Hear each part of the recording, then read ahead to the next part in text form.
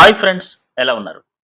ప్రాబ్లమ్‌ని కేవలం పైపైన ఆలోచిస్తే పైపైన జవాబు మాత్రమే దొరుకుతుంది. అదే డీప్‌కెళ్తే రూట్ కాజ్ ఫైండ్ ఔట్ చేయొచ్చు. మూల కారణం తెలుసుకోవచ్చు.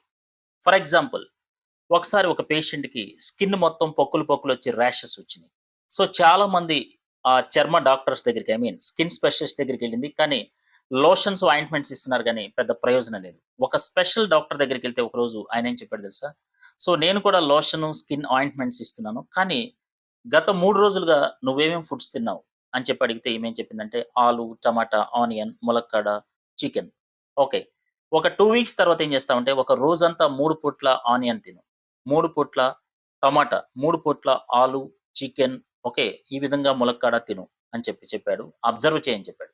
సో, ఈమె 3 పూట్ల తినేటప్పుడు వంకాయ ములక్కాడ తిన్నప్పుడు తనకి ర్యాషెస్ రావటం గమనించి డాక్టర్‌కి చెప్తే, ఇక నీకేంటంటే రూట్ కాజ్ ఫైండ్ ఔట్ అయింది. అదేంటంటే ములక్కాడ అంటే నీకు అలర్జీ.